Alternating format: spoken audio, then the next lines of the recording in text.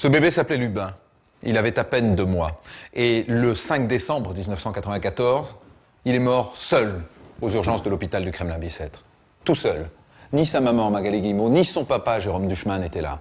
Lubin était dans le coma depuis 48 heures. Et quand on a fait des radiographies de son petit squelette, on a découvert qu'il avait 5 fractures.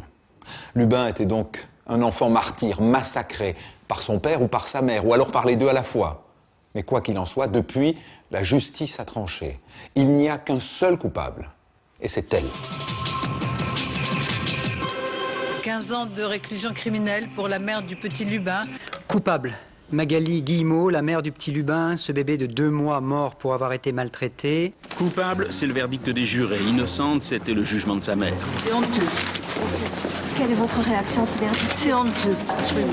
Ma fille n'a rien fait, absolument. Il faudrait qu'elle soit devenue folle pour faire ce dont on l'accuse, avoir pris l'enfant, l'avoir cogné. Magali n'a jamais été perdu la tête. C'est pas parce que j'arrive pas à exprimer une émotion qu'il faut que je reste 20 ans en prison. Je veux dire, c'est quand même monstrueux. Aujourd'hui, je considère qu'une erreur judiciaire a été commise et je ferai tout ce qui est à mon pouvoir pour la réparer. Tellement convaincu de l'innocence de mon client que je suis ravie. Je suis heureuse. Pour lui surtout. Pour lui. Pour vous, c'est la vérité qui a triomphé? Ah, pour moi, oui. Triomphe de la vérité ou erreur judiciaire? En tout cas, le verdict de Nanterre ne passe pas inaperçu, car devant les assises, il y avait un couple. Magali Guillemot, la mère, Jérôme Duchemin, le père, tous deux accusés d'avoir causé la mort de leur bébé. Le soir du 23 novembre 2000, jour du verdict, les jurés ont fait un choix. Le père est innocent et libre, la mère est coupable et envoyée en prison. Paul Lombard, vous dites erreur judiciaire. Vous maintenez? Je persiste et je signe. Je considère que la condamnation de Magali est vraiment, et vous savez, je suis quelqu'un qui pèse ses mots, une erreur judiciaire. Et j'espère que le recours en grâce que je dépose entre les mains du président de la République et qu'au-delà, le recours que j'ai tenté et que je tenterai jusqu'à mon dernier souffle devant les juridictions européennes prospéreront. C'est la mort de mon enfant. Ma vie s'est écroulée en fait quand je l'ai perdu. Et c'est vrai qu'après ça a été une longue descente aux enfers.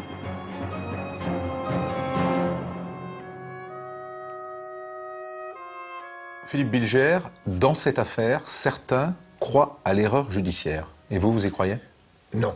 Non, je ne crois pas du tout à l'erreur judiciaire et si j'avais pu penser un seul instant y mettre la main et l'esprit, je n'aurais pas requis ce que j'ai requis en appel.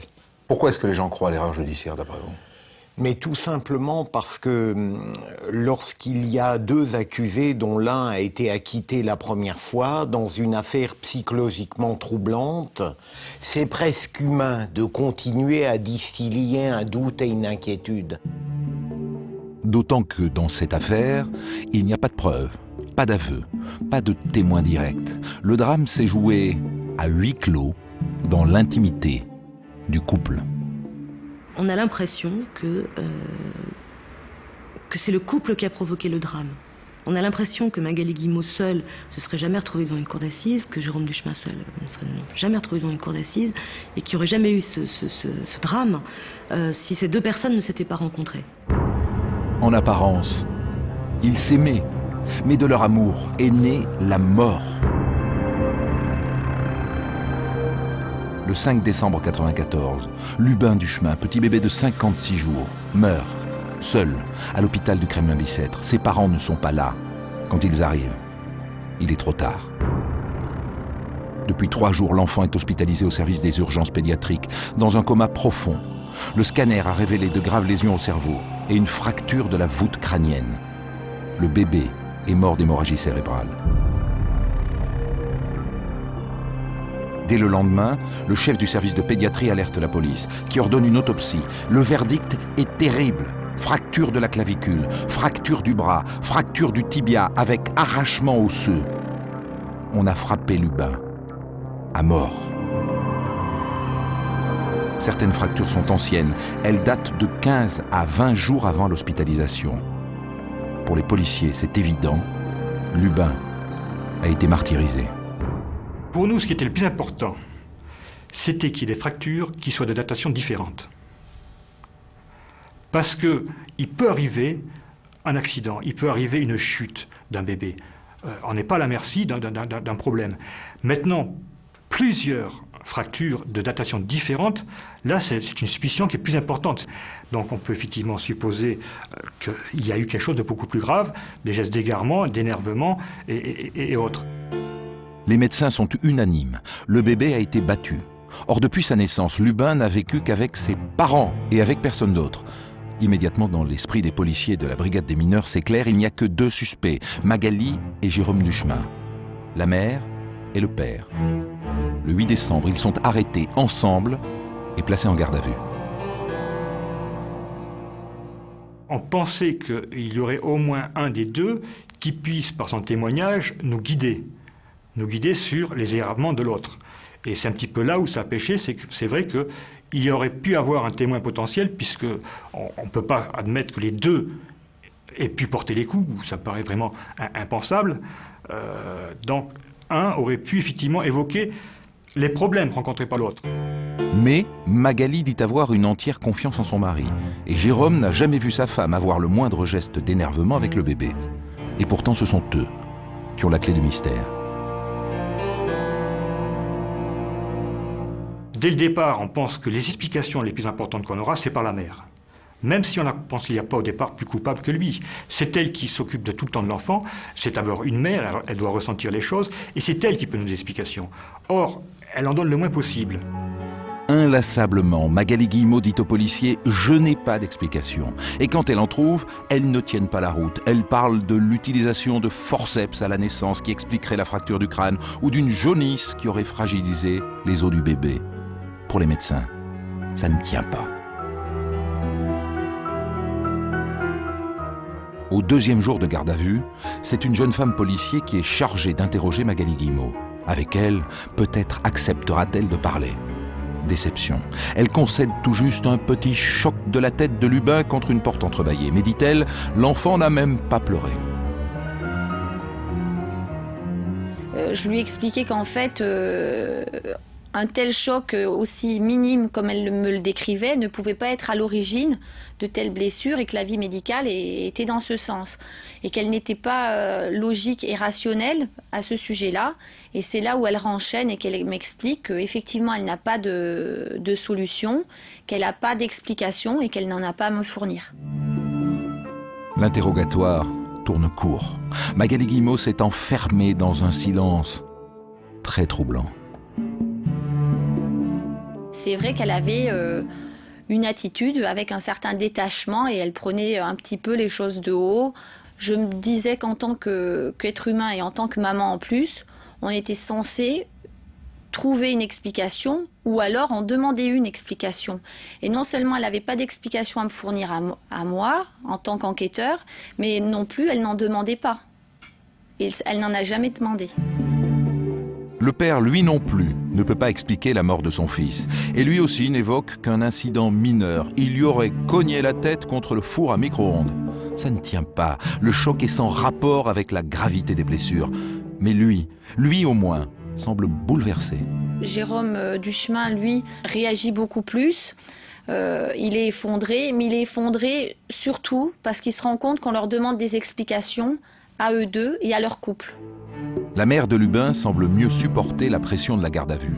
Mais son mutisme et son absence d'émotion lui donnent déjà l'allure d'un coupable. En fait, la façon dont s'est passée l'audition, si je n'avais pas de conviction avant, m'a permis d'établir qu'il y avait quand même quelque chose qu'elle nous cachait. C'est là qu'un témoignage fait basculer l'enquête. La voisine du couple Duchemin, 2 jours avant l'hospitalisation de Lubin, elle a rendu visite à Magali, restée seule avec son bébé. Et dit-elle, cette visite lui a glacé le sang. Dominique, le témoignage de la voisine, Madame Chazotte, va être déterminant dans la condamnation de Magali Guillemot. Qu'est-ce qu'elle raconte, Madame Chazotte? Il est plus encore que déterminant, il est crucial. Madame Chazotte, elle habite l'appartement qui est juste en dessous de celui de Magali et Jérôme Duchemin. Les policiers vont tomber sur elle un peu par hasard en faisant leur enquête de voisinage. Ils vont sonner aux portes et ils vont recueillir son témoignage. Et elle leur explique qu'elle la connaît bien, qu'elle se fréquente, qu'elles ont sympathisé, qu'elle est venue me voir 4 fois avec Lubin, chez moi, donc, de Magali. Dans les 8 semaines de sa courte vie. De la courte vie du petit Lubin. Magali Duchemin me paraissait bien s'occuper de son enfant, avec lequel elle se montrait douce. Je n'ai jamais pensé qu'elle aurait pu maltraiter son enfant. Cependant, dit Isabelle Chazotte, je voudrais vous signaler que le mercredi 30 novembre... Donc c'est quelques jours avant la mort de Lubin. Hein? C'est 5 jours avant la mort de Lubin. J'ai rendu visite à Magali chez elle et j'ai constaté que Lubin présentait un gros bleu sur le front et un autre bleu au sommet du nez, entre les yeux. J'ai aussi constaté que Lubin avait l'œil injecté de sang comme si l'œil avait reçu un coup. Mais qu'est-ce qu'elle dit, Magali, là-dessus? Elle lui donne une explication? Non, pas un mot sur les traces que porte Lubin sur le visage. En revanche, elle lui dit « Tiens, je suis allé voir le pédiatre parce que Lubin avait des régurgitations de sang. Le médecin a pensé à une œsophagite. » Voilà. Elle ne lui parle pas des bleus. Et dans le procès verbal recueilli par la police, Isabelle Chazotte, la voisine, dit « Ça m'a glacé le sang ». Ça m'a glacé le sang. Et elle est tellement choquée, Isabelle Chazotte, qu'en rentrant chez elle, elle va prévenir son mari et lui dire ce qu'elle a vu chez Magali Duchemin. Il se trouve que ce jour-là, je crois qu'il y a des photos qui ont été prises. Le 30 novembre. Oui. Le 30 novembre, Magali Guillemot, la maman de Lubin, a fait des photos. Elle a pris des photos de son fils. Et sur ces photos, qui ont été en partie versées au dossier d'instruction, la police les a saisies, on voit quelques marques sur le visage de Lubin, mais ce n'est pas probant. C'est assez clair quand même. On voit des hématomes autour de l'œil, sur l'arcade sourcilière, un peu ici à l'intérieur de l'œil. Oui. Ça correspond assez, malgré tout, aux déclarations de Mme Chazotte. Ça correspond aux déclarations de Mme Chazotte. Sauf que elle, quand elle a vu Lubin, c'était peut-être plus évident que sur de simples photos. Pour les policiers, ce témoignage de la voisine est essentiel. D'autant qu'ils savent, grâce aux interrogatoires, que ce soir-là, le 30 novembre, pour la première fois, Jérôme Duchemin, le père, n'a pas donné le biberon à Lubin en rentrant de son travail. Habituellement, il donnait toujours le biberon du soir, vers 11h30, minuit. Et donc ce jour-là, lorsqu'il y a la visite, le même jour que la visite de Madame Chazotte, le biberon est donné par Magali, sans autre forme d'explication. Il ne s'est pas inquiété outre mesure, il n'a pas questionné son épouse là-dessus. Nous avons questionné effectivement Magali pour savoir pourquoi ce jour-là, elle lui avait donné le biberon. Et comme explication, elle nous a dit qu'elle voulait changer le rythme de l'enfant et qu'elle lui avait donné elle-même le biberon. Résultat, avant de se coucher, Jérôme Duchemin n'a pas vu son fils de près. Et donc les bleus décrits par la voisine ont pu lui échapper. D'autant que le lendemain matin, il dit avoir quitté l'appartement très tôt pour aller travailler sans avoir vu Lubin. Ça, ce sont des éléments, pour nous, qui ont été primordiaux, parce que le père n'avait pas le moyen de voir cet hématome, ça a été établi. Magali Guillemot a eu les moyens de les voir, ne pouvait pas les ignorer et n'en a parlé à personne. Pour les policiers, Magali Guillemot est une dissimulatrice, même si c'est elle qui a finalement appelé SOS Médecins et emmené Lubin chez le pédiatre. La conviction des policiers se renforce. C'est vrai qu'au fur et à mesure de l'enquête, on s'est orienté plus sur elle, puisqu'il faut quand même noter qu'elle s'occupait 24 heures sur 24 de l'enfant. Alors, ce qui est le plus intéressant, c'est qu'elle ne pouvait pas ne pas entendre les cris d'un enfant. Si on part sur l'hypothèse que Jérôme Duchemin, en rentrant le soir, aurait pu avoir des accès de colère et s'en prendre à l'enfant lors d'un moment de dépression. Il n'est pas pensable qu'elle ne puisse pas l'entendre. Notre conviction de policier, c'était que la maman avait porté des gestes malencontreux à son enfant et qu'elle l'avait caché à son entourage. Après 48 heures de garde à vue, les policiers sont convaincus que le seul coupable, c'est elle, c'est la mère. Les policiers. Mais la juge d'instruction, elle n'en est absolument pas certaine. Il n'y a pas d'aveu, il n'y a pas de témoin, il n'y a pas de preuve. Il y a juste des suppositions. Alors, eh bien, ce sont les deux parents que la juge envoie en prison, la mère et le père. Et elle ordonne qu'on fouille dans leurs vies respectives pour essayer de comprendre.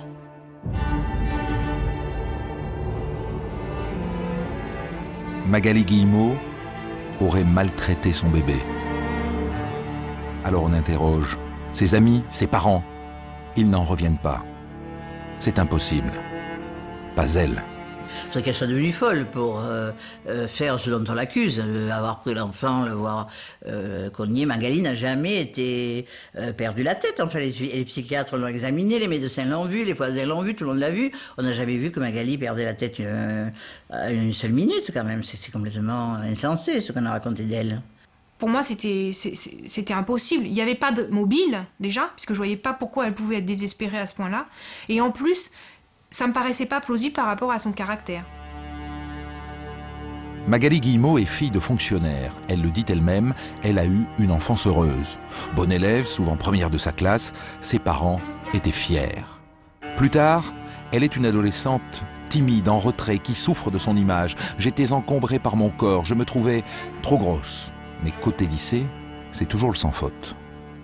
Elle était très gentille, très agréable, elle réussissait bien, c'était encore mieux, c'est une affaire entendue. Nous sommes ses parents, mais nous n'avions eu qu'à nous louer d'elle. Elle a eu une scolarité exemplaire, elle était sportive, elle n'était pas coureuse, ce que les parents aussi apprécient. Après le baccalauréat et les classes préparatoires, elle intègre Centrale, la prestigieuse école d'ingénieurs.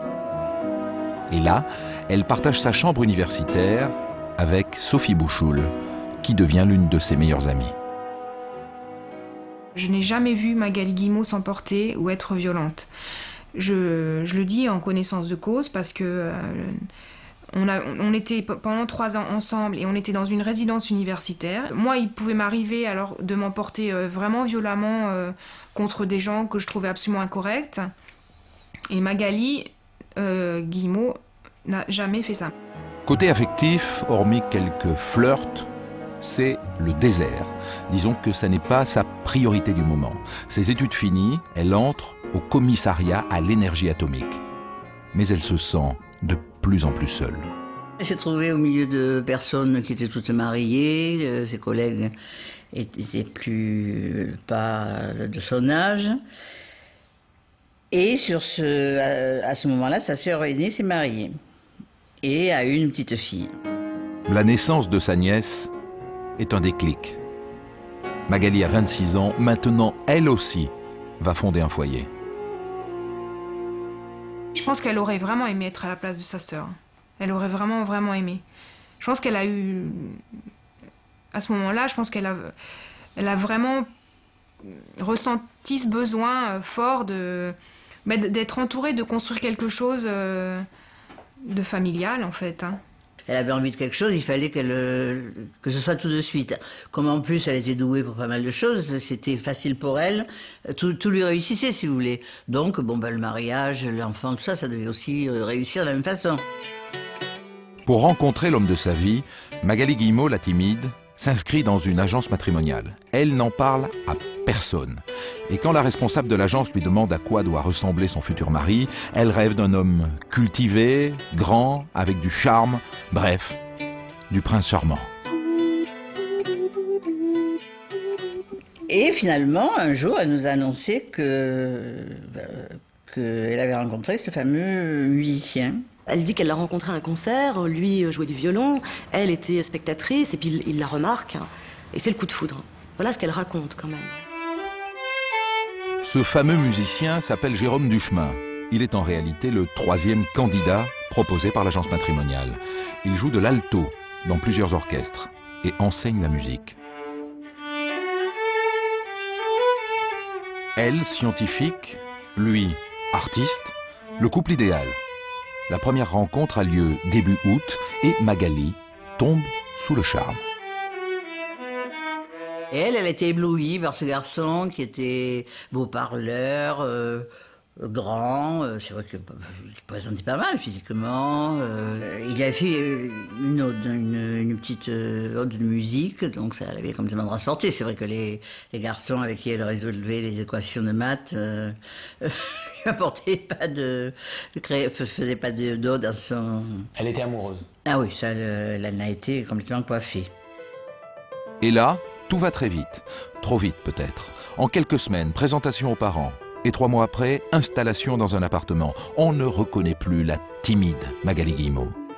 En fait, elle s'investissait dans une relation de manière complètement sincère et totale. Et donc ça, évidemment, moi, je l'avais jamais vu faire avant. Et donc je pense que sincèrement, elle a été convaincue que c'était une relation profonde, durable, un amour vrai. Elle était tellement... Je pense qu'elle se serait jamais engagée si elle avait ressenti à ce moment-là que c'était... qu'il y avait du factice, ou qu'il y avait du faux, ou qu'il y avait de l'incompatibilité. Jérôme Duchemin, lui, se marie pour des raisons plus prosaïques. Jérôme Duchemin, d'accord, il va avoir une agence matrimoniale, mais c'est parce que il est complètement désespéré, parce qu'il sort d'une histoire d'amour qui a mal tourné pour lui, et comme c'est quelqu'un d'un peu excessif, comme ça, il dit je vais pas retrouver quelqu'un, je vais rester tout seul, donc je vais avoir une agence matrimoniale. Voilà. Déjà, c'est pas du tout la même démarche. Hein. C'est pas du tout la même démarche. En plus, on apprend qu'elle, bon, elle veut trouver un mari, donc elle a un rêve comme ça d'être l'épouse de quelqu'un. Lui, il veut fonder une famille, il veut un enfant. Ça, c'est l'obsession de Jérôme Duchemin.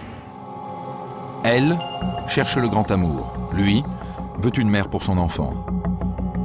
Début 94, ils annoncent à tous leur mariage. Elle s'est beaucoup investie dans ce mariage. Elle a pensé, peut-être naïvement, qu'il suffisait de ça pour que ça réussisse. Elle n'a pas vu qu'il n'y avait aucune réciprocité de l'autre côté. Tout le drame, c'est ça. Et de fait, il n'y avait pas de réciprocité. Il ne l'aimait pas. Et ça, il le dit à la juge d'instruction. Il voulait juste être papa. Vite. Juste avant son mariage, Magali s'en rend compte. Quelques semaines avant de dire oui, elle se demande si Jérôme est bien le prince charmant dont elle rêvait. Et un jour, au mois de mai, elle me téléphone en me disant « Tu sais, je crois que je vais pas me marier. » Ah bon? Un peu éberluée, puisqu'on était... Je savais pas qu'elle était enceinte, là, quand même. Alors, je lui dis tu as des raisons valables. Oh, elle me dit oui, Jérôme n'est pas du tout gentil avec moi, il me laisse toujours seule.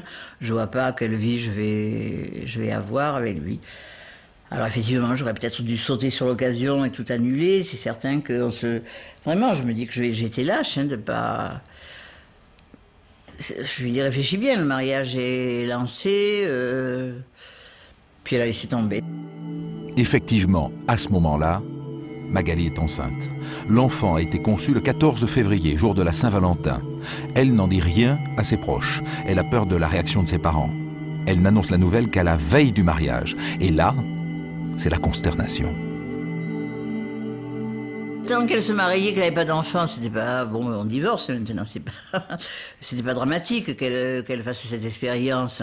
Mais dès qu'il y a un enfant, c'est quand même autre chose. C'était pas le moment. Moi, j'avais dit, je me souviens à mes collègues, mais c'est vraiment trop rapide, c'est trop tôt ce bébé. Je voyais pas du tout que c'était un couple qui était fait pour fonder une famille.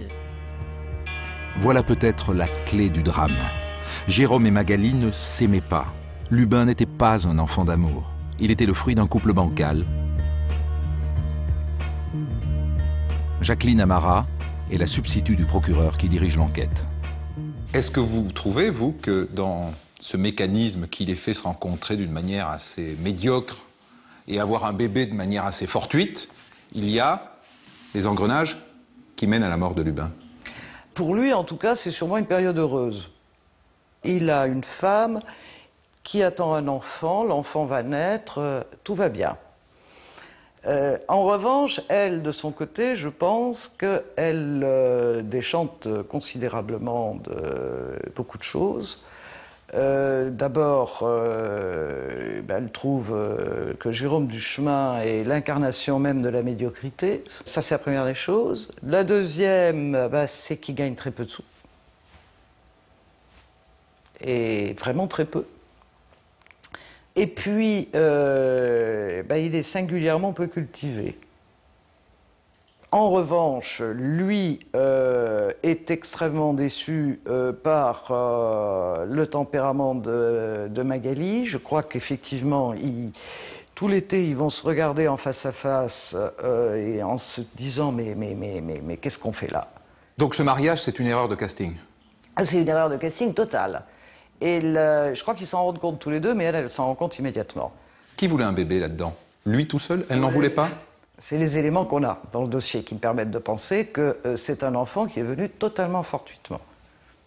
Ils en voulaient un peut-être, mais pas là. Ah, pas là du tout, puisqu'ils envisageaient de se marier au mois de juin. D'ailleurs, sa mère va lui reprocher d'être enceinte en lui disant « j'ai déjà acheté la robe et il va falloir la changer parce que tu rentreras plus dedans ». Donc tout le monde est consterné. Ils voulaient se marier et avoir des enfants. Certes, c'était le but de leur rencontre, mais l'arrivée de Lubin chamboule tout. Le 10 octobre 1994, Lubin Duchemin voit le jour avec 5 semaines d'avance. Mais malgré cette naissance prématurée et une forte jaunisse, tout va très bien. Et autour de lui, apparemment, c'est le bonheur. Magali se dit comblée. Cette maternité est une révélation. Elle était émerveillée, un peu enfantine. Elle le mettait là devant, sur ses jambes, puis elle jouait avec lui. Un peu, mais se mettant au niveau du bébé. C'est vrai que c'était assez touchant. Mais n'ayant peut-être pas cet instinct de possession qu'ont les mères sur les nourrissons. Elle le donnait facilement. Le papa peut donc s'occuper du bébé et Jérôme est fou de joie. Cette naissance d'un petit garçon l'enthousiasme et emporté par l'élan, il témoigne même de l'affection à Magali. Même si ça n'est pas la femme qu'il aime, mais la mère. Après une semaine passée à la maternité, retour dans leur appartement de Montrouge. Le bonheur n'aura pas duré longtemps. L'enfant, il va faire éclater au grand jour leurs différences, leurs oppositions, l'absence totale d'aspiration commune. D'après Jérôme, Magali ne sait pas s'y prendre, et d'après Magali, Jérôme est trop autoritaire. Lubin a tout juste 1 mois. Et déjà, Jérôme et Magali ne se supportent plus. Les parents de Magali le découvrent à l'occasion d'une réunion de famille. Magali est en train de donner tranquillement le biberon quand Jérôme intervient. Il a pris brutalement Lubin des bras de Magali. Tu sais pas faire. Et il lui a enfoncé le biberon dans le... Bon, on était interloqués. Ça nous a choqués dans le fond, parce que quand même, il n'y avait aucune raison qu'il fasse ça à Magali, et dans la forme. Parce que c'était quand même carrément grossier. Moi, j'ai trouvé que c'était, de la part de quelqu'un qui prétendait être très bien éduqué, que c'était quand même une attitude complètement déplacée. Magali se sent humiliée par son mari. Elle avait les larmes aux yeux et elle était profondément troublée par l'incident et malheureuse et en colère en même temps de voir comment les choses se passaient alors qu'il n'y avait vraiment aucune raison. Ça m'a chagriné parce que je voyais bien là qu'il y avait une faille entre les deux. Plus tard dans l'après-midi, au moment de changer le bébé, l'attitude de Jérôme choque à nouveau les parents Guillemot.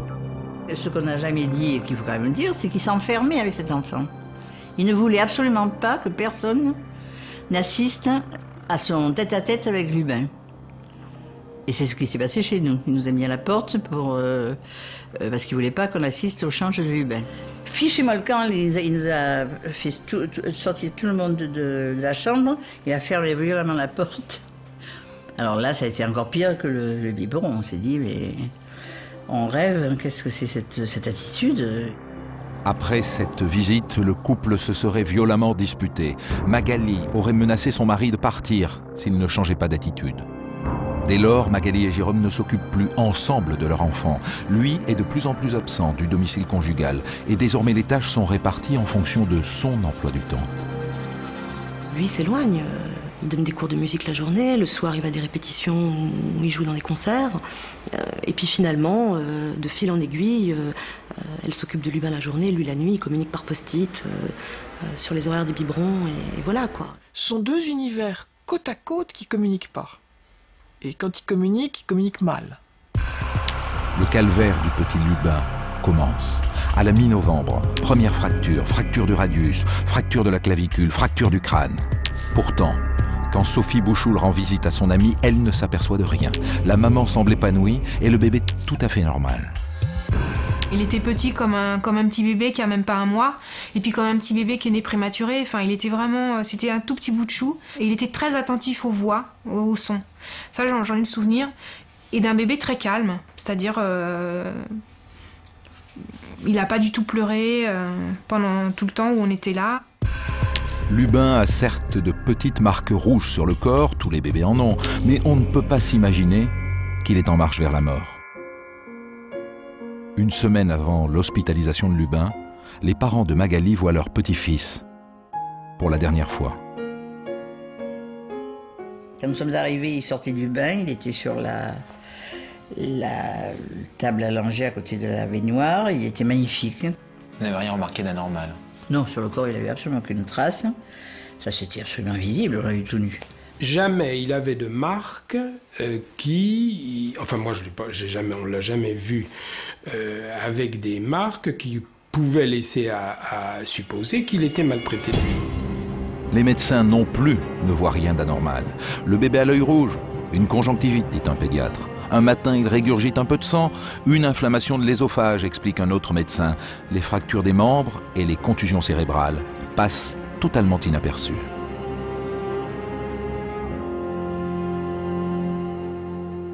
Docteur Auchard, vous êtes pédiatre, et moi je voudrais savoir s'il est possible qu'un enfant soit polyfracturé et que ça ne se voit pas.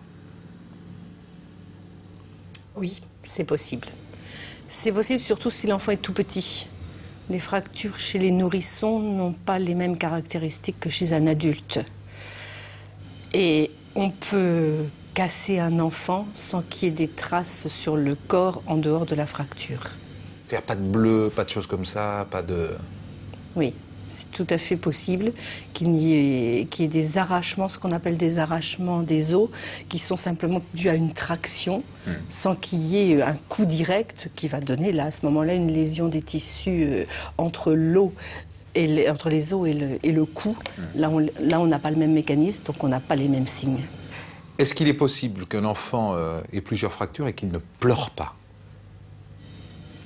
Un enfant pleure, même quand il n'a pas de fracture. Et chez un tout petit enfant, rattacher les pleurs à la fracture au moment où on le touche, où on appuie précisément à l'endroit de la fracture, peut-être qu'il va crier plus fort. Mais même peut-être pas forcément. Ce qui est douloureux dans une fracture, c'est quand ça bouge, quand les deux morceaux bougent. C'est pour ça qu'on met des plâtres autour. Et chez le petit enfant, si les deux morceaux ne bougent pas trop, il va moins crier, il va avoir mal, mais ça ne va pas forcément... Ça va être très difficile de faire le lien entre l'endroit où on appuie. Quelquefois, c'est comme ça qu'on les découvre, mais ça peut aussi ne pas se voir. Ce que vous êtes en train de me dire, c'est qu'un enfant maltraité, ça ne se voit pas toujours. Ah, ça ne se voit pas pour d'autres raisons. Ça ne se voit pas aussi parce que on n'a pas envie d'imaginer qu'un enfant est maltraité. Je pense que c'est la raison qui rend le plus difficile de voir la maltraitance, avant même le fait que les signes ne sont pas non plus forcément évidents à voir. Mais qui n'a pas envie? Le père peut ne pas avoir envie de le voir? Que la mère maltraite? Qui n'a pas envie? La société en général. Pendant très très longtemps, on n'a pas vu la maltraitance. Dans certaines formes de maltraitance, on demande des expertises, des contre-expertises, des examens, d'autres examens, pour vraiment accepter l'inacceptable. Se dire qu'un enfant a pu être maltraité, plus l'enfant est petit, en plus, plus on n'arrive pas à y croire. Durant l'enquête, Jérôme Duchemin, le père, ne dit pas qu'il n'est pas responsable. Il a peut-être fait du mal à Lubin sans le vouloir et lui-même se pose des questions sur ses gestes envers l'enfant. On lui dit, écoutez, monsieur Duchemin, voilà, votre fils est dans tel état. N'imaginant pas un seul instant que la mère ait pu le faire, il se dit, il cherche des explications. Il se dit, c'est peut-être moi, c'est vrai que je suis violent, alors peut-être que je ne sais pas y faire avec un bébé, peut-être que je l'ai cogné, peut-être que... Voilà. Voilà dans quel contexte cette violence, enfin la narration de cette violence apparaît.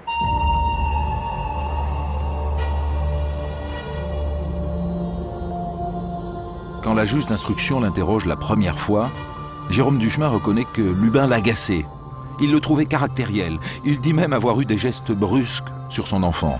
Pour les biberons, par exemple, il le maintenait fermement par les jambes ou par les bras pour l'empêcher de gigoter. Il se demande si à tel moment, ayant eu un geste un peu brusque, est-ce que ça a pu provoquer une fracture, ou lorsqu'il lui a fait faire l'avion, comme on le fait avec les enfants. Heureusement, il semble qu'on ne le fasse plus, parce que c'est incontestablement un risque, ça c'est une évidence, mais il est dans cette recherche. Jérôme dit au juge que ces gestes brusques peuvent peut-être être à l'origine des blessures de Lubin. Moi, je considère que ce sont des aveux, parce que comment voulez-vous les appeler? Comment voulez-vous appeler ce qu'il a dit, alors, si ce n'est pas des aveux? Des aveux, pas tout à fait, car Jérôme Duchemin ne sait pas expliquer les lésions cérébrales les plus récentes. Il a peut-être été un peu brutal, mais de là à tuer Lubin, ça non. Le coup fatal reste donc une énigme. Le père répond pendant plus de 8 heures à la juge d'instruction. Et pendant tout ce temps, il est dans l'autocritique. Il fait de lui un autoportrait sans concession. Oui, il est impulsif. Il dit oui, j'ai toujours été violent, c'est dans mon tempérament. Il va même chercher des histoires dont personne n'a jamais entendu parler, de quand il était petit, où un jour il aurait eu une pensée violente envers sa mère et il se serait dit je vais lui casser un vase sur la tête. Lui-même le raconte, ça. Qui aurait été chercher des choses pareilles? Il s'accuse et jamais il n'accuse sa femme. Il dit même l'avoir trouvée trop maternante avec Lubin. Alors a posteriori, les parents de Magali y voient des aveux, la preuve de l'innocence de leur fille. D'un côté, il y a tout de même des faits et gestes qui sont quand même de nature à se poser des questions. De l'autre côté, il n'y a rien. On pense que Magali va sortir, qu'on va quand même arrêter l'affaire là, puisqu'il a quand même reconnu avoir fait du mal à... Ça paraissait quand même pas plus compliqué que ça. Hein. Depuis le début de l'enquête, Jérôme et Magali sont en prison. Avant d'éventuellement libérer l'un d'entre eux, la juge attend l'avis des experts médicaux. De sa cellule, Jérôme écrit à sa femme « Je t'aime et j'ai confiance en toi ».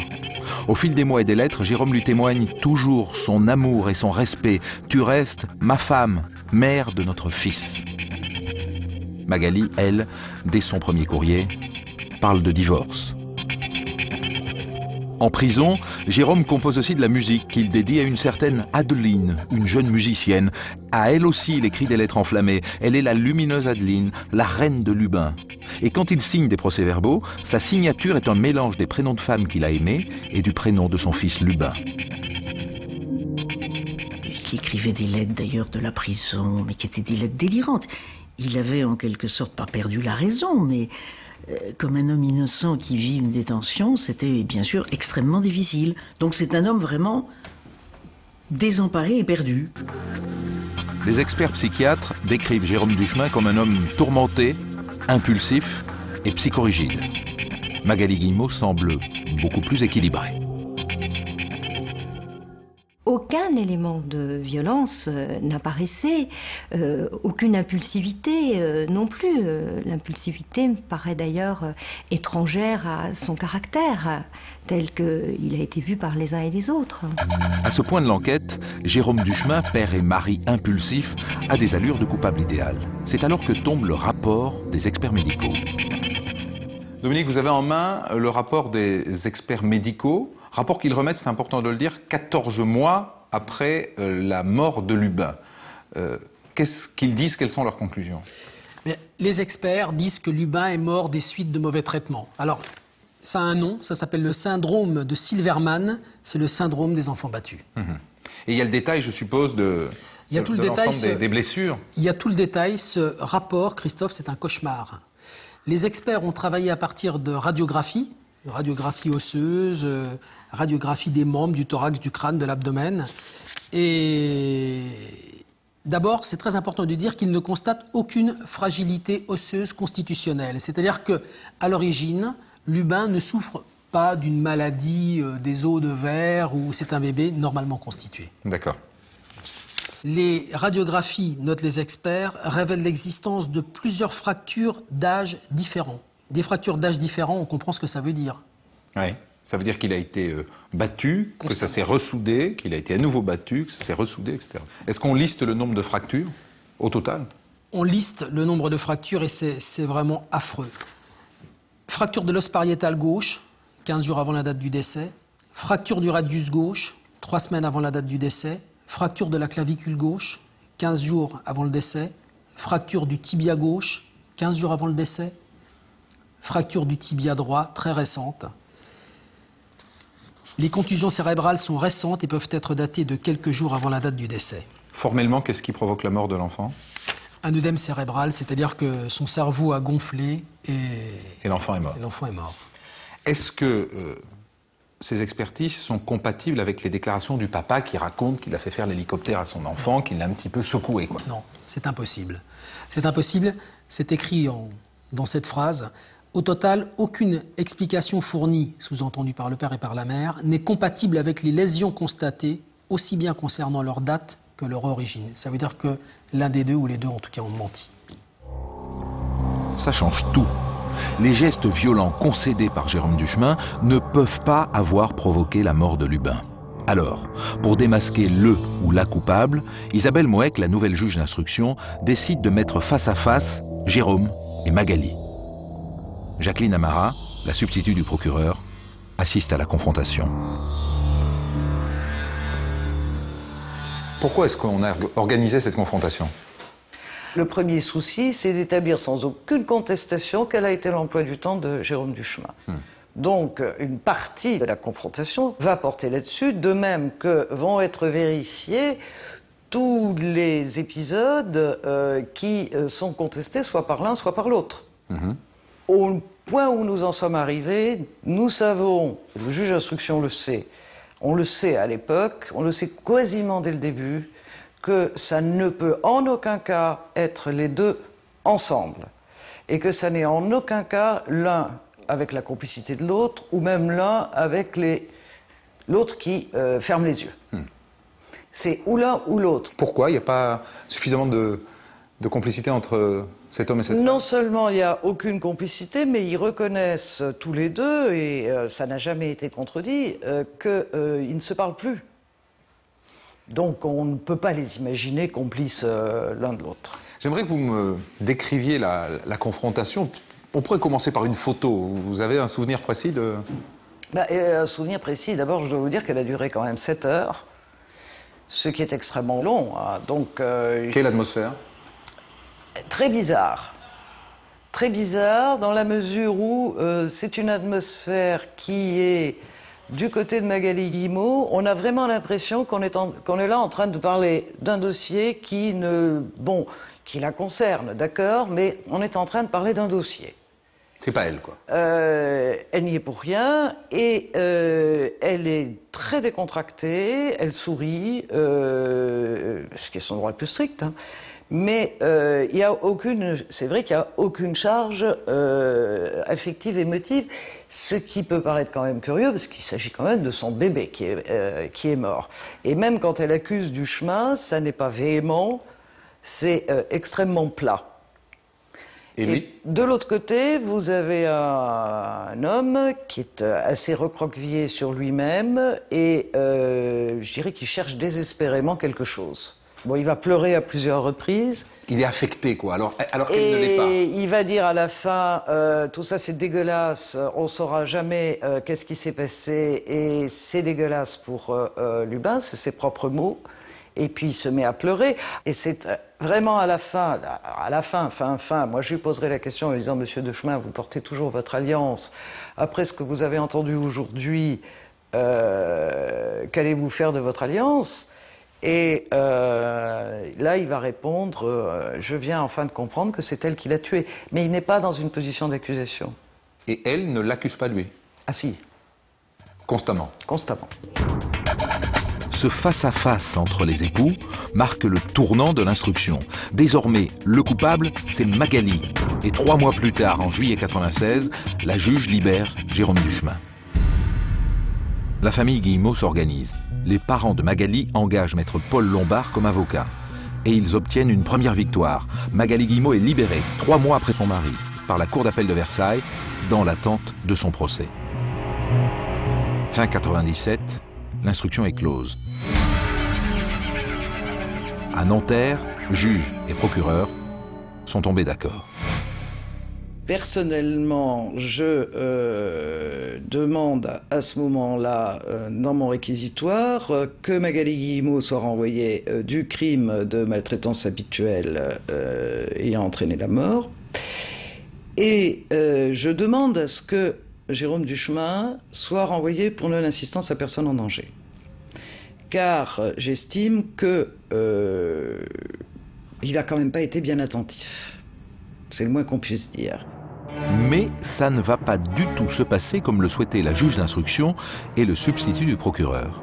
Car en lisant le dossier, la cour d'appel de Versailles prétend ne pas avoir suffisamment de preuves pour accuser la mère et dédouaner le père. Alors la cour décide de renvoyer Magali et Jérôme, tous les deux, devant les assises, pour la même accusation. Ce sera au juré de faire la part des choses. Le piège judiciaire vient de s'ouvrir. À ce moment-là, Maître Paul Lombard, qui défendait les intérêts des parents de Magali, devient directement l'avocat de Magali Guillemot. Pour vous, a priori, le fait que Jérôme Duchemin soit renvoyé devant les assises aux côtés de Magali Guillemot, c'est plutôt une bonne nouvelle. C'est jamais une bonne nouvelle lorsque quelqu'un est renvoyé devant les assises. Et je considère, moi, que aller devant les assises, c'est, comment pourrais-je vous dire, un acte particulièrement grave. C'est une initiative que prend la société de demander des comptes à quelqu'un. Je ne me réjouis jamais de ces initiatives-là. Je dis simplement qu'il y avait un équilibre, que deux personnes pouvaient avoir commis le crime, n'ayons pas peur des mots, mais ce n'est pas parce que brusquement deux personnes se trouvent devant leur juge que forcément une des deux est coupable. C'est bien que comme ça une affaire soit quasiment laissée à l'appréciation totale des jurés, c'est-à-dire qu'on renvoie les deux et puis on voit ce que les jurés en sortent. La justice, c'est ça, vous savez. La justice, c'est confier à des hommes le sort d'un ou de plusieurs hommes ou de femmes, naturellement. La justice, c'est quelque chose qui ressemble un petit peu à ça. Mais je dois dire, comme c'est une justice humaine, il n'y a jamais de justice parfaite. La preuve, c'est que dans une affaire comme celle-là, je ne crois pas que le choix qui a été fait soit le bon choix. Pour moi, ce qui vicie l'affaire, vous comprenez, c'est que tout le monde est parti d'un théorème très simple. Si c'est pas l'un, c'est l'autre. Le 20 novembre 2000, les deux parents de Lubin se retrouvent dans le box des accusés. 6 années d'instruction n'ont pas permis de dire qui a tué l'enfant. Maintenant, la cour d'assises des Hauts-de-Seine a 3 jours pour le faire. 3 jours. La justice, finalement, demandait aux jurés et au public et à tous les gens témoins de ce procès de faire un choix, puisqu'on était, les jurés devaient répondre par oui ou par non. Est-ce qu'il n'y a qu'un seul des deux qui est coupable, c'est lequel? Voilà. Bon. Donc, inévitablement, dans l'esprit de chacun, s'est dessiné une sorte de balance où, au fil des jours, on se disait « mais non, c'est plutôt Jérôme, mais non, c'est plutôt Magali ». Pour la première fois depuis des années, Jérôme Duchemin et Magali Guillemot se retrouvent côte à côte. Et donc là, on découvre dans le box des accusés une femme assez fermée qui regardait tout le temps le sol devant elle et qui était habillée avec un grand pull noir qui cachait ses formes et qui baissait tout le temps la tête. Et à côté d'elle, son mari, donc Jérôme Duchemin, qui était lui, pareil, enfin l'arrêt sur le côté, les lunettes un peu sévères, comme ça, droit comme un nid.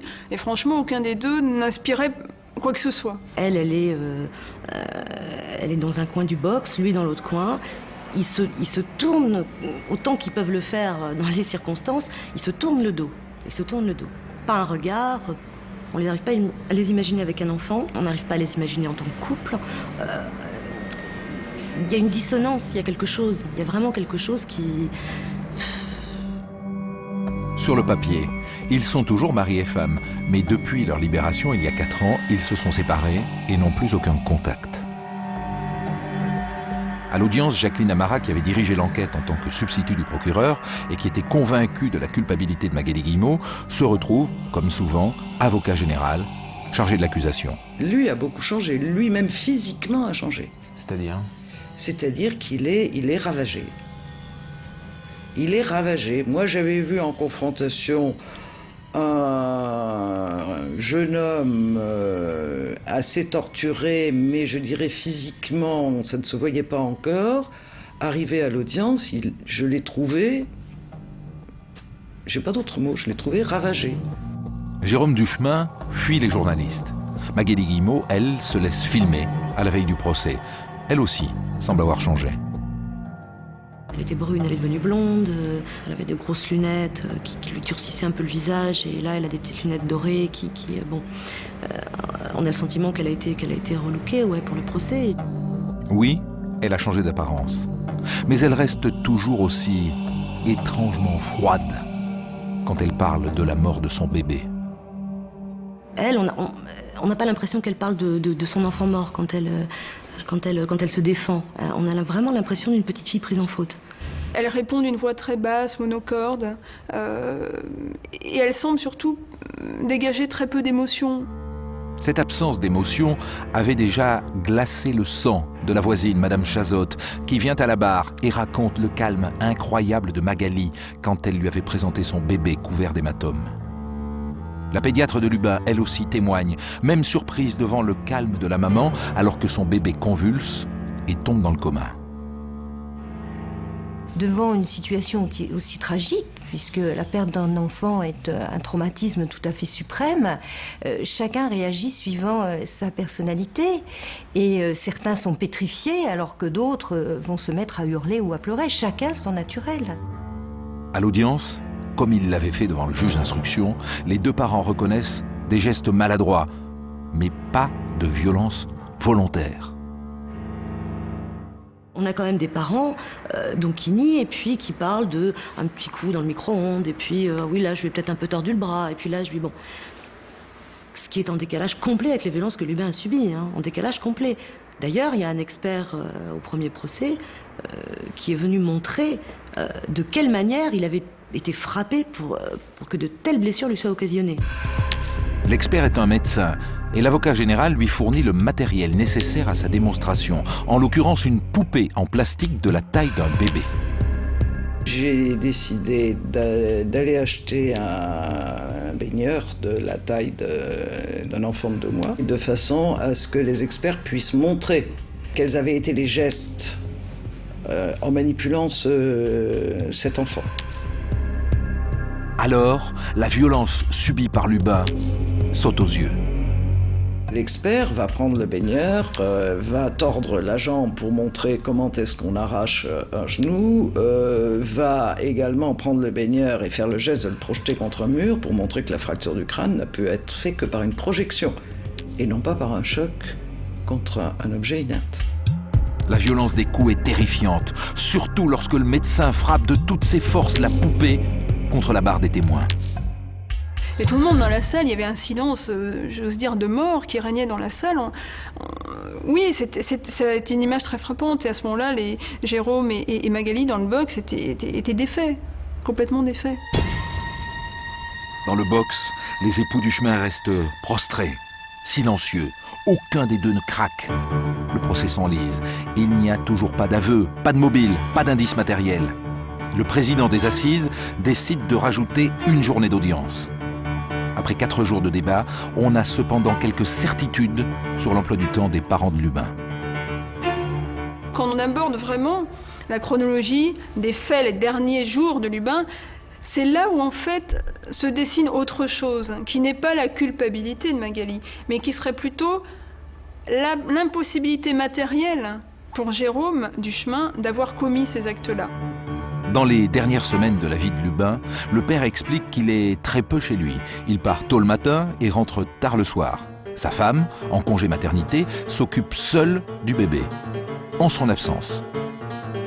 Dès l'instant, et je pense que c'est ce qui a été déterminant dans l'esprit des jurés et des magistrats, dès l'instant où Jérôme Duchemin reprend ses activités, c'est-à-dire ses activités de professeur de violon, ses activités de concert, eh bien, à partir de ce moment-là, les experts datent les fractures. Et c'est à partir du moment où Magali Guillemot est seule que les fractures apparaissent. La coïncidence des dates est troublante. Au moment des premières fractures, Jérôme Duchemin ne s'occupe de son enfant que la nuit et sa femme est toujours à proximité. Si Jérôme Duchemin a porté des coups, quand a-t-il pu les porter, puisque Magali Guillemot était tout le temps là? Si lui était coupable, pourquoi elle n'a-t-elle rien vu? C'est impossible. Enfin, là se dessine quelque chose, d'un seul coup, c'est un tournant. On se dit, mais oui, à quel moment a-t-il pu battre cet enfant? C'est un raisonnement par défaut. Si Jérôme n'a pas pu le faire, c'est Magali la coupable. C'est la logique de ce procès. Si ça n'est pas l'un, c'est l'autre. Les psychiatres, eux, sont plus nuancés. Le problème fondamental de ces expertises, de cette situation, c'est que d'un côté, on cherchait un coupable, un innocent, et que de mon côté, si j'ose dire, on cherchait à comprendre comment, à deux, ils s'étaient laissés entraîner dans cette situation. J'ai pas pu répondre qu'il y en avait un ou l'autre qui était coupable ou qu'ils étaient tous les deux coupables. C'était conjointement, on peut dire conjointement, s'agissant d'un couple, conjointement, qu'ils ont été responsables des événements. Alors quelle doit être la sanction de la société? C'est pas à moi d'en juger, hein, c'est pas à moi de le dire. C'est la fin du procès. L'avocat général Jacqueline Amara prononce le réquisitoire. Elle rejoint les psychiatres. Ce qui a tué l'enfant, c'est le couple. Il a fallu vraiment la mise en résonance de ces deux personnalités pour arriver à ces maltraitances. Sinon, je suis persuadé qu'avec un autre mari que Jérôme Duchemin, Magali Guillemot ne se comportait pas comme cela. Ça n'en rend pas Duchemin coupable pour autant. Mais il fait partie de l'alchimie qui a amené à ces gestes. Le couple était pathologique, comme on dit, mais l'avocat général est très clair. Seule Magali Guillemot a pu porter les coups. Elle dit « c'est mon sentiment, il vaut ce qu'il vaut, mais il faut trancher ». Sa démonstration s'appuie non pas sur les faits, mais sur la psychologie d'une mère humiliée par son mari qui ne l'aimait pas. Il peut y avoir un raisonnement, il peut y avoir un enchaînement de faits, une lecture du dossier et tout, mais quand on en est réduit à faire part de ses impressions et de son sentiment, je trouve ça trop fragile, beaucoup trop fragile, parce qu'en regard de ça, vous avez des années de prison et les risques, une impression, l'erreur est humaine et je veux dire, personne n'est infaillible. Hein. Je vais demander à ce qu'elle soit désignée comme coupable et sur le plan de la peine, je me rappelle de mon raisonnement, c'était de dire ces 30 ans qui sont courus, eh bien vous la condamnerez à 15 ans, les autres 15 ans, c'est les 15 ans, c'est la responsabilité de Duchemin. Non pas qu'il aurait fallu lui donner 15 ans, c'est pas ça que je veux dire, mais c'est que je ne la considérais qu'à moitié responsable de ce qu'elle avait fait dans le couple, dans la mise en résonance du couple. Ils ont été deux. Elle a seule agi, mais ils ont été deux à fabriquer ce meurtre. Ce réquisitoire psychologique est très critiqué. Les avocats de Magali Guillemot martèlent l'absence de preuves, brandissent le spectre de l'erreur judiciaire. Les parents de Magali sont révoltés. Je suis absolument scandalisé. Indigné. C'est une honte de voir la justice se fourvoyer comme ça, c'est une... Avec des arguments de roman feuilleton. Qu'est-ce que vous plaidez, qu'est-ce que vous tentez pour sauver Magali Guillemot de la condamnation qui l'attend? Je tente de plaider ce que, à mon avis, tous les avocats du monde auraient plaidé, c'est-à-dire un immense doute. Je dis que dans cette affaire, nous ne possédons pas la preuve que Magali est une mère criminelle. Enfin, voyons, réfléchissez 2 secondes. Cette jeune femme, centralienne, qui, les psychiatres le disent, est absolument normale, qui n'est pas psychopathe, qui à aucun moment n'a de proportion à se transformer en criminel. Vous croyez que brusquement cette femme va devenir la sorcière qui a enfourché son balai et persécuté son fils? Ça ne résiste pas à l'analyse. Au moment de rendre leur verdict, les jurés sont bien embarrassés. On leur a désigné 2 accusés pour la mort de Lubin. À la fin du procès, ils peuvent dire soit que l'un est coupable et que l'autre est innocent, soit que les 2 sont coupables. Mais ça, le procès a démontré que ça n'était pas possible. C'est donc l'un ou l'autre. Mais ça ne peut pas être beaucoup l'un et un peu l'autre. L'un qui a martyrisé et l'autre qui a fermé les yeux. C'est donc un piège judiciaire. Celui qui est acquitté sort libre définitivement. Les 9 jurés et les 3 magistrats se retirent maintenant dans cette pièce pour délibérer. Tout va se jouer sur leur intime conviction. C'est justement ce qu'on leur demande, et ce que leur demande la loi. Ils n'ont pas à expliquer pourquoi ils condamnent ou acquittent. Ils doivent répondre à une seule question. Avez-vous une intime conviction? Après moins de 3 heures de délibéré, La sonnerie retentit. Jérôme Duchemin est acquitté. Je me suis retournée immédiatement vers lui. Bon, il était fou de joie. Ses parents sont venus m'embrasser, sa sœur. C'était l'aboutissement auquel je croyais depuis le début. Mais avec, encore une fois, je vous l'ai dit, il y a toujours, devant une cour d'assises, il y a toujours un risque. Donc on était tous très heureux. Dans l'autre camp, c'est la consternation. Magali Guillemot est condamnée à 15 ans de prison. C'est un verdict très manichéen, très tranché, dans une affaire qui ne l'était absolument pas, où tout était en zone d'ombre, tout était en non-dit, tout n'était qu'incertitude. Et là, on nous sort un verdict très tranché, très radical, 15 ans pour elle, rien pour lui. Les gens étaient choqués par le verdict. Hein. Les gens qui en parlaient étaient choqués par le verdict. Choqués parce que Jérôme Duchemin était remis en liberté. Choqués aussi qu'on condamne une mère, parce que ça paraît quand même... cette image de la mère meurtrière, je crois que les gens veulent pas de ça. Ça m'a extrêmement choquée de dire le père il a rien vu, mais c'est normal parce que bon, c'est le père, les pères ça a pas toujours le temps de voir. Par contre la mère elle a rien vu, alors ça c'est pas du tout normal. Bon, donc voilà, ça fait une présomption de culpabilité de plus, alors c'est elle. À l'énoncé du verdict, Magali Guillemot n'a pas réagi, ni cri, ni larmes. Son avocat, lui, sort révolté de la salle d'audience. Puisque la nouvelle loi m'en donne la possibilité, je retournerai devant des juges qui, je l'espère, consacreront l'innocence de cette femme. Je vous remercie. Car depuis quelques mois, en France, on peut faire appel des verdicts d'assises. Mais à l'époque, uniquement quand on est condamné. Jérôme Duchemin, acquitté, ne sera donc pas rejugé. Dans l'attente du procès en appel, Magali Guillemot retrouve donc la prison des femmes de Versailles. Pas pour longtemps. Un coup de théâtre. Magali Guillemot sort libre de la maison d'arrêt de Versailles. Libre 4 semaines à peine après sa condamnation à 15 ans de prison pour avoir provoqué la mort de son bébé, Lubin. Cette libération surprise dans l'attente du procès en appel est obtenue devant la chambre d'accusation de la cour d'appel de Versailles. C'est un jugement inédit. C'est vrai que tout le monde s'est dit que Lombard avait réussi un gros coup, vraiment. Hein.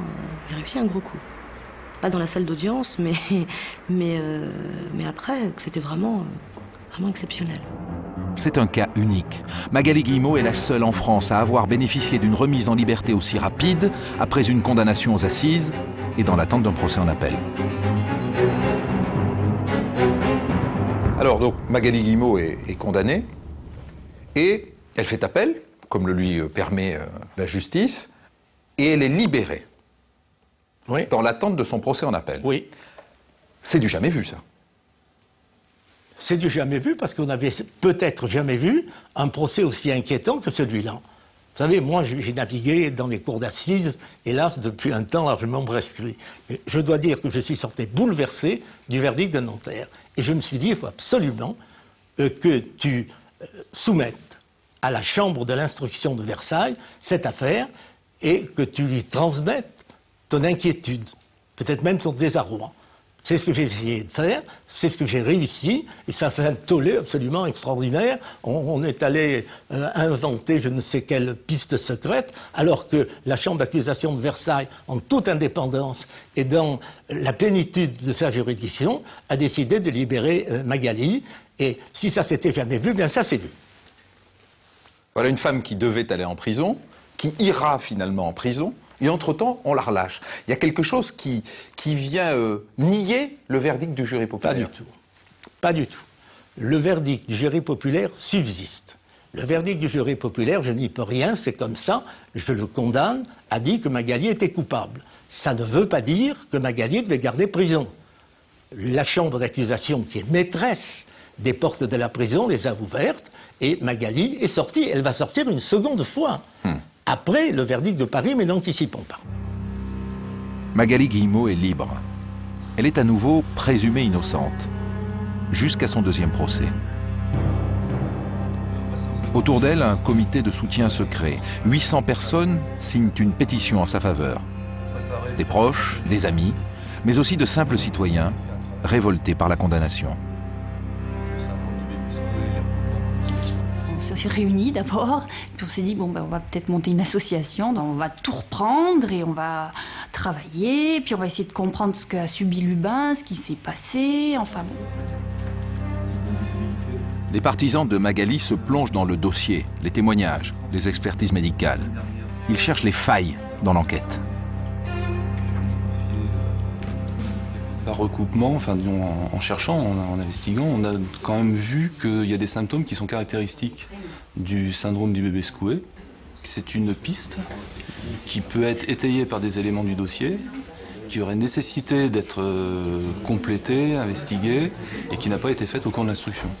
Le bébé secoué, un geste commis par un parent énervé, sans volonté ni conscience de faire mal. Cette piste, évidemment, intéresse la nouvelle avocate engagée par Magali Guillemot. Elle consulte des médecins. Oui, le syndrome du bébé secoué pourrait expliquer les lésions cérébrales de Lubin. Et ça n'est pas considéré comme étant de la maltraitance.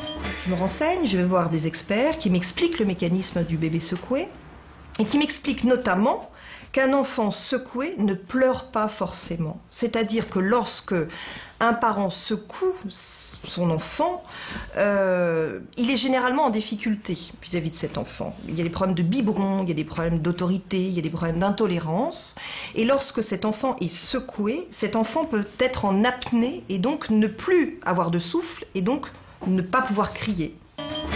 Ainsi se dessine un nouveau scénario.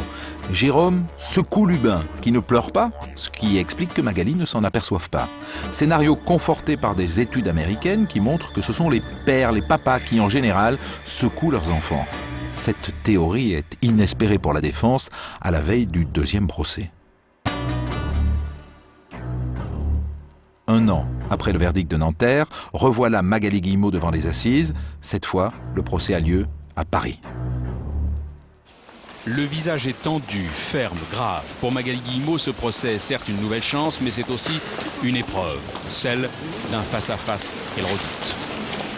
Acquitté, innocenté par les jurés de Nanterre, Jérôme Duchemin se présente aux assises accompagné de son avocat.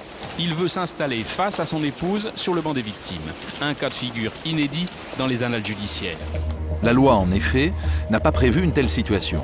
Jérôme Duchemin, acquitté, demande à être reconnu comme victime devant les assises. La Cour refuse. Ses avocats doivent quitter l'audience. Le père de Lubin se retrouve seul dans la ligne de mire des avocats de Magali. Et je savais que Jérôme Duchemin, à partir de ce moment-là, allait être l'objet de toutes les attaques de Magali Guillemot et de ses conseils. Et ça a été cela. Magali, quasi muette lors du premier procès, se lâche. C'est lui, l'assassin de mon fils. Et elle parle encore. Et pour la première fois, elle trouve les mots pour évoquer la mémoire de son petit bébé. C'était tout le temps des mots très affectueux, où elle soulignait comme si elle soulignait tout le temps. Alors c'était mon petit Lubin, mon bébé, mon amour, mon pitchoun. Et l'année d'avant, et c'est tout juste, c'était capable de nous en parler. Je dirais pas que ça sonnait faux, mais c'était un peu trop. Quand elle essaie de dire, peut-être de se faire violence elle-même finalement, pour pouvoir dire les choses et passer ses propres blocages, eh ben on la croit pas. C'est bien dommage. La thèse du bébé secoué non plus ne convainc pas, car à la barre, les médecins viennent expliquer unanimes que ce syndrome pourrait expliquer les hémorragies cérébrales de Lubin, mais sûrement pas ses multiples fractures. Et donc, si ça n'est pas lui, c'est elle. Mais cette fois, elle se défend mieux. Elle nous dit, mais enfin, j'ai pas pu faire ça, parce que durant la vie de mon enfant, 6 fois, à 6 reprises, je l'ai amené chez les médecins. Parce que j'étais inquiète pour ci, parce qu'il fallait faire tel vaccin, parce qu'il y a telle visite de contrôle chez le pédiatre. Comment voulez-vous, nous dit-elle, comment voulez-vous que ça soit moi qui ai porté ses coups alors que je l'ai amené chez le médecin? Si c'était moi, j'aurais dû avoir peur, j'aurais dû le cacher. Donc c'est vrai que ça, c'est troublant. Après 3 jours d'audience, changement de décor. Au début, ce procès est dans une grande salle d'assises, très ouverte, avec beaucoup d'espace. Puis elle va se terminer dans la petite salle d'assises de la cour d'assises de Paris, où les gens vont se retrouver les uns un peu plus entassés les uns sur les autres, et la tension va naître à ce moment-là plus fortement. Il y aura beaucoup plus de tension et de conflits. La tension monte effectivement et un incident éclate. La défense fait comparaître à la barre comme témoin une magistrate à la retraite qui a suivi le dossier à la cour d'appel de Versailles. Tout bascule le mercredi soir quand Madame Gesguer-Derrix, qui est magistrate à la cour de Versailles, vient témoigner pour dire l'instruction a été faite à charge, elle a été mal faite, et il y a eu des lacunes. Alors là, il y a une colère absolument foudroyante de l'avocat général Philippe Bilger. Et très rapidement, on ne discute absolument plus du procès, ni de l'instruction. On a un affrontement entre deux magistrats, et Magali, elle, comprend tout de suite, et elle se dit, si c'est comme ça, si on est dans cet état d'esprit, si un haut magistrat qui vient témoigner en ma faveur est reçu de cette manière, je n'ai aucune chance. Et en sortant, je me souviens, elle m'a dit, c'est fini. Dernier jour du procès. Magali Guillemot ne croit plus en son acquittement. Et Jérôme Duchemin craque. « J'aimerais que la vérité éclate. C'est un cauchemar », dit-il en sanglotant. Vient le réquisitoire de l'avocat général.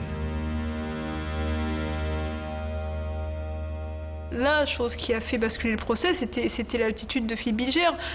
Il a réussi, je pense, à convaincre les plus sceptiques ou les quelques personnes qui pouvaient avoir été amenées à douter que Magali Guillemot était coupable.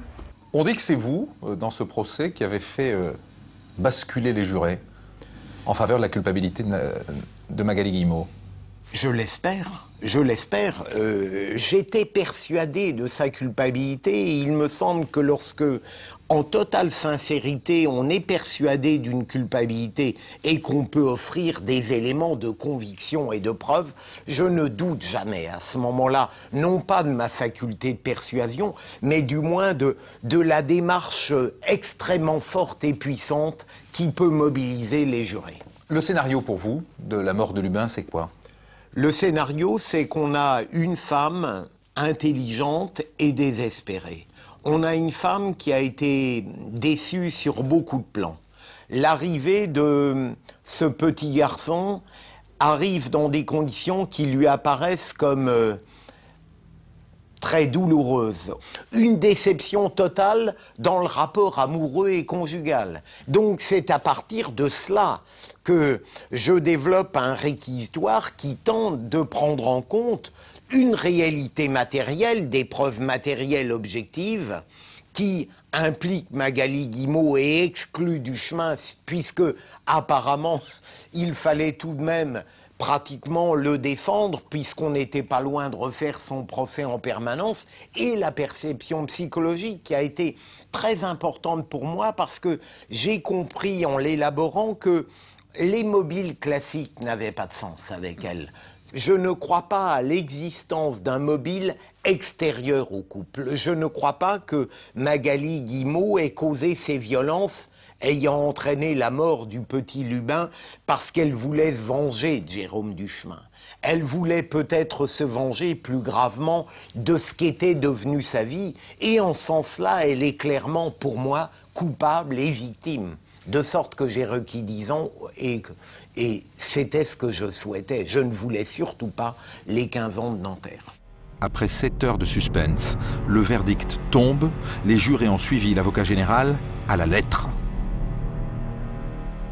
En 3 mots, en l'espace de quelques secondes, le président a déclaré qu'on l'a jugée coupable et qu'elle était donc condamnée à 10 ans. Moi, honnêtement, je me suis effondré. Je crois que le président n'avait même pas fini sa phrase, qu'elle s'est levée, qu'elle a empoigné son manteau et qu'elle s'est précipitée vers la porte de sortie, au point que les policiers qui devaient l'encadrer l'ont rattrapée. Et il y avait un juré qui s'est levé, elle l'a bousculé pour partir. Et vraiment, sans un regard, sans se retourner vers la salle, les gens étaient tous debout, en train dans un état d'émotion intense, et elle... c'était fini. Les avocats de Magali Guillemot tentent de comprendre et d'analyser le verdict. Je me mets à la place des jurés. Il y avait un acquittement définitif en première instance. S'ils acquittaient Magali Guillemot, il n'y avait pas de responsable dans la mort de Lubin. Magali Guillemot abat alors sa dernière carte. Elle se pourvoit en cassation. Et chose incroyable, en attendant l'avis de la plus haute juridiction, la mère de Lubin est libérée après seulement 8 mois de prison. Une deuxième fois, elle bénéficie d'une remise en liberté exceptionnelle, incompréhensible. Dans la presse, l'avocat général s'insurge. Je n'ai pas pu me taire parce qu'en général, je n'ai pas pour habitude d'avouer les étonnements que m'inspirent certaines décisions judiciaires. Mais là, il m'a semblé important d'intervenir dans la mesure où j'y ai vu le paroxysme de ce que j'ai appelé la jurisprudence criminelle Guillemot à côté de la jurisprudence criminelle ordinaire. Je trouve que, pour parler familièrement, ça faisait tout de même beaucoup, là.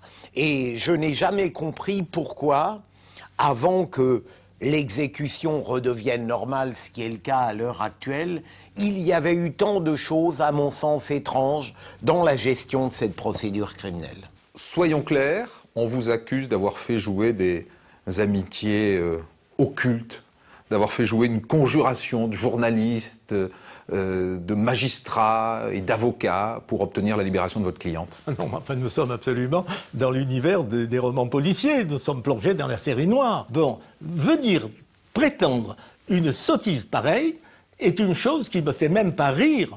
Ça me laisse pantois. Je trouve ça vraiment relevé du fantasme le plus délirant.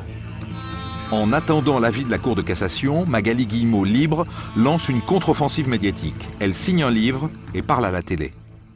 De cette longue tragédie, quel est pour vous le moment que vous reconnaîtrez comme le moment le plus terrible de votre vie?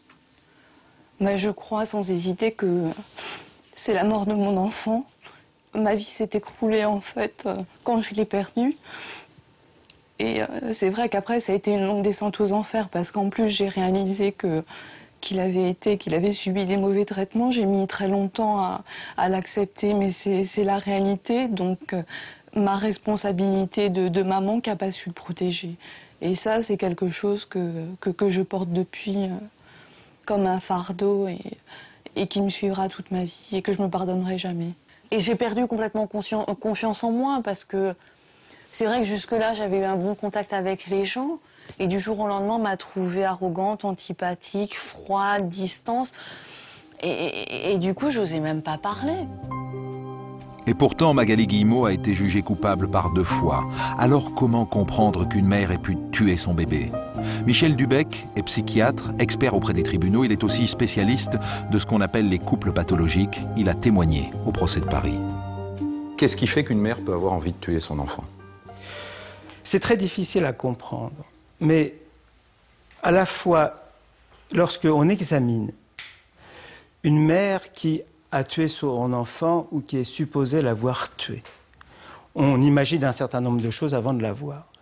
Et puis quand on est devant elle, on s'aperçoit que c'est pas un monstre, que dans la majorité des cas, c'est pas une malade mentale, qu'elle n'est pas perverse et qu'en plus elle aime son enfant.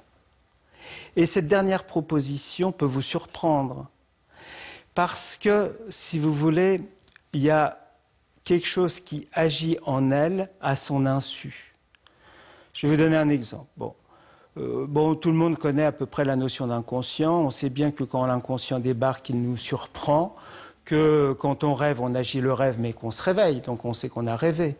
Quand on commet un acte manqué, on le regrette à peu près immédiatement, ou quand on commet un lapsus, tout le monde rigole. Bon, très bien. Donc, on est surpris par l'inconscient, mais on s'en aperçoit. Et puis, il y a un cas qui s'appelle le clivage. Le clivage, de quoi il s'agit? Il s'agit d'un inconscient qui agit clandestinement. Autrement dit, il continue d'agir, et l'autre partie de la personne ne s'en aperçoit pas. Et donc, appliqué à notre affaire? Appliqué à notre affaire, une mère ou un père peuvent commettre des mauvais traitements, commettre des maladresses gestuelles selon une partie de leur personnalité, et l'autre partie de cette personnalité ne perçoit pas ce qu'elle fait. Si bien qu'on peut à la fois faire les choses, ne pas les reconnaître, les nier, et in fine, ne pas s'en sentir coupable. Alors, est-ce qu'on pourrait aller jusqu'à dire que, puisque c'est son inconscient qui a agi à son insu, peut-être, alors qu'elle n'est pas responsable du tout, et qu'on ne doit pas la juger? Non, ça on ne peut pas le dire, parce que les seuls cas où on n'est pas responsable du tout, c'est lorsqu'on présente une maladie mentale chronique et que l'acte qu'on commet est directement en rapport avec cette maladie. Si vous n'êtes pas malade, vous pouvez commettre des actes involontaires, mais il n'empêche que vous en restez responsable.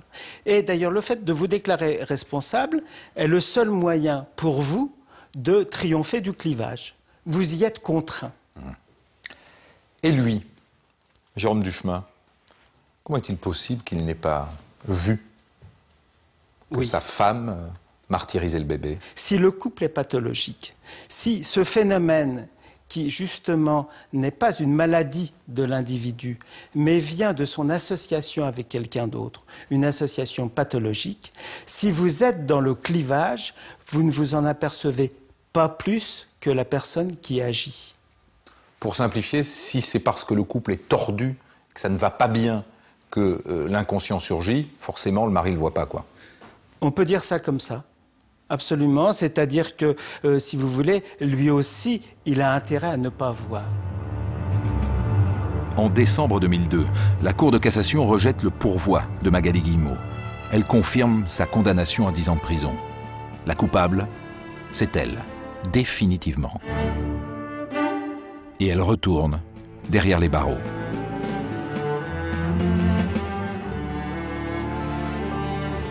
Sa vie est terminée. Enfin, quand elle va sortir, je pense que ça sera à la fois une autre personne, une autre vie, mais certainement pas celle pour laquelle elle avait travaillé si dur.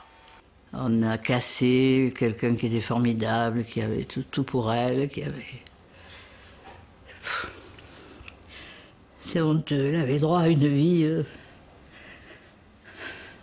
Elle a des qualités, elle est courageuse, elle a...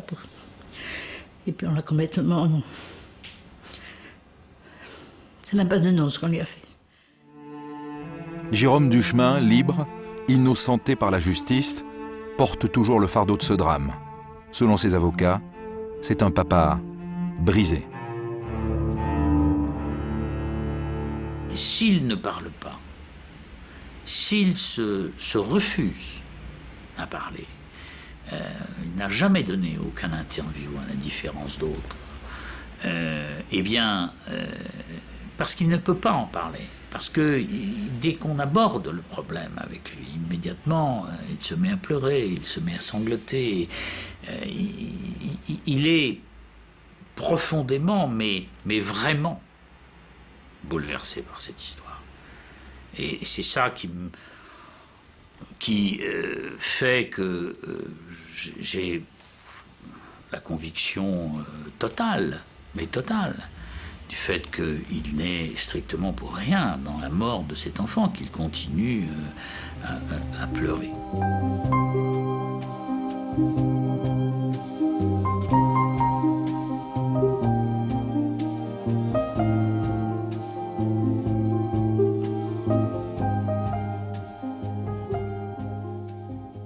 Aujourd'hui encore, Magali Guillemot se bat pour tenter de démontrer son innocence. Son avocat multiplie les recours devant le président de la République, qui en France a le droit de grâce, et devant la Cour européenne des droits de l'homme. Et à chaque fois qu'elle dit « je suis innocente », eh bien, Jérôme Duchemin, son ex-mari, est forcément désigné coupable. Or, pour la justice, cet homme est blanchi à vie.